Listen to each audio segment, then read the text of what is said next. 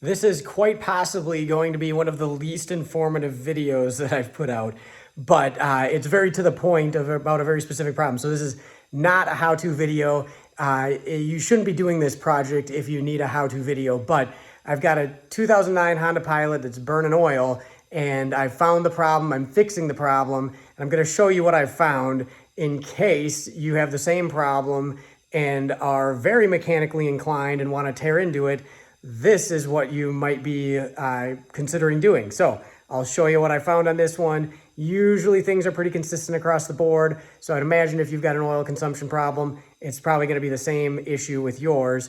This one has been well cared for, but it is an '09 and it does have 240,000 miles on it. So it's a higher mileage Pilot. The 3.5 is an excellent engine, and I can see that having it apart. But yeah, I'm going to show you what I found in this one, and hopefully it'll be of assistance if you're trying to diagnose the same problem. So I've obviously got the entire drivetrain dropped out of this. That was the most effective way to get into this. So spent a little bit of time disconnecting stuff, evacuated the AC, disconnected that. I've capped all the lines in the process. Transmission lines, power steering line, capped everything off while I was doing it. But so here we have it all apart, and pulled the heads off, brought them to the machine shop. There were no head gasket problems, but I brought the heads to the machine shop. Those are ready to go. They've been decked, new valve seals installed, everything checked out with them. Of course, I have all the timing components off of it long before that. And yeah, so now, and I could have probably lifted this up and gotten a little bit better access.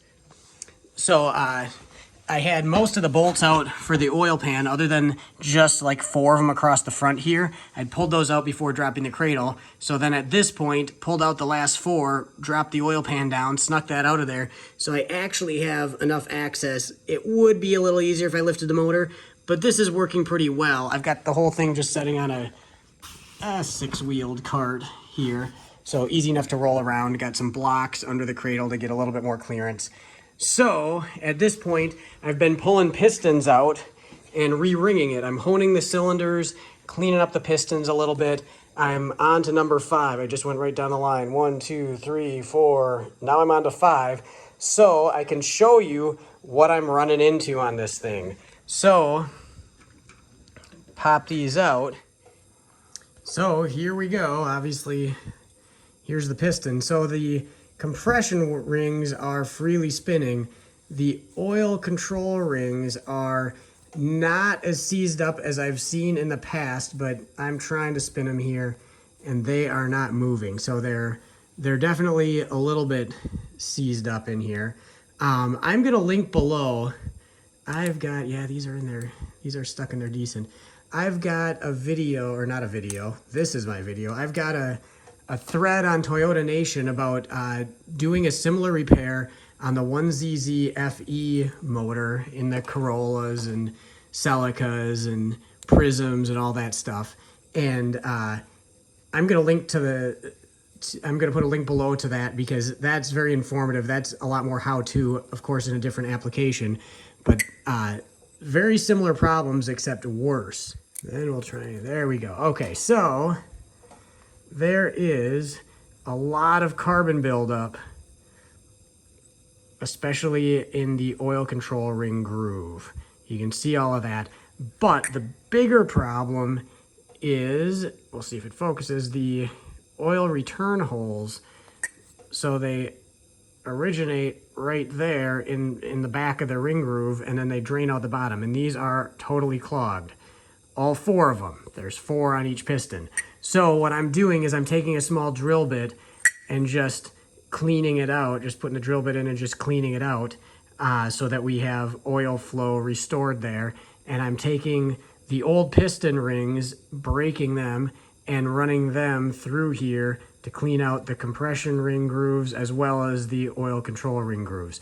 So I'm gonna clean this piston up and I'll show you what it looks like after I clean it.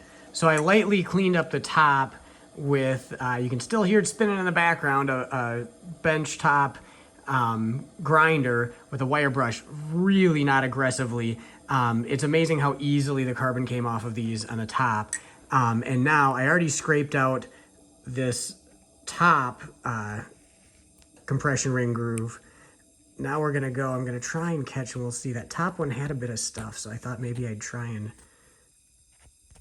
catch it so you could see, and you can see there's definitely some buildup in this one too. This one isn't as dirty, so not too bad, but then you can see all of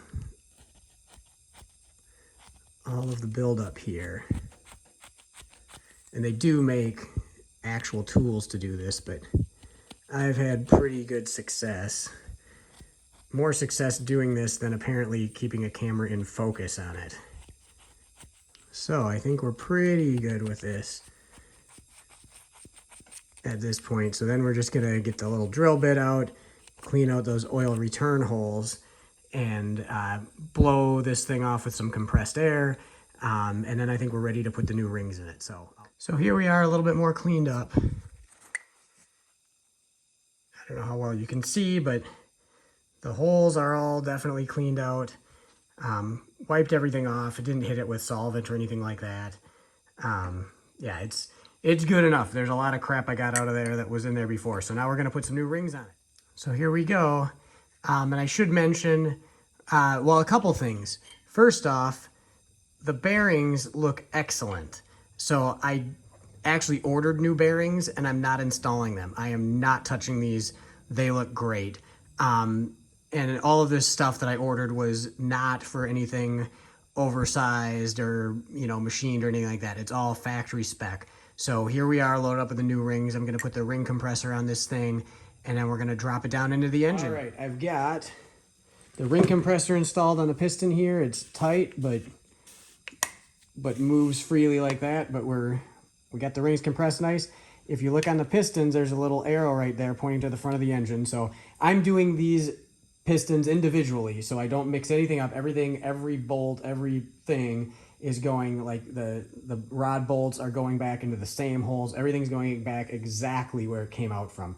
So that's why I'm going one by one. So we're gonna see if I can lean over everything here and get this on camera as I'm installing this piston. So I got it lined up. I'm gonna kind of hold down the ring compressor.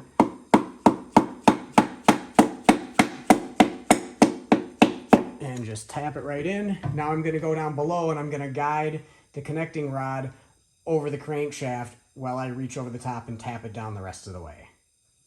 So I'm down to one piston left, but the other thing that I'll mention on this is, so of course when you're pulling the heads off, you're pulling the exhaust off, and I don't have a head sitting in front of me, but this does not have an exhaust manifold on it. It's got a single port off the side of the cylinder head that the catalytic converter assembly bolts to. Now this thing was throwing codes for the catalytic converters, and I pulled it apart. You can see the cavity right here where the catalytic converter sits on that cylinder bank. And then if you look in the back, this one is really buried in here. It tucks down. I'll try and get back out here, but I am not quite certain how removable that is with this whole drivetrain in the car. So since it was throwing codes, I was already leery of it, but what I did is I got everything pulled apart. So here's one of the catalytic converters, and I pulled it out. This is the front bank. I know it's actually the right bank, but the front one on the car, about close to the radiator. Here's that one, and I pulled that out, flipped it upside down, and you can see there is a bunch of gravelly stuff in there. And I have the same thing going on with the other one here. If we can see, not as much stuff. But so once I saw that, I basically deemed it necessary to replace these cats. So I have a pair of replacement ones, Eastern Catalytic from Rock Auto. We're gonna throw those on. They're already off, so they had to come off to pull the cylinder head. So it's going back together with new ones so that this does not have to get dealt with at a later date.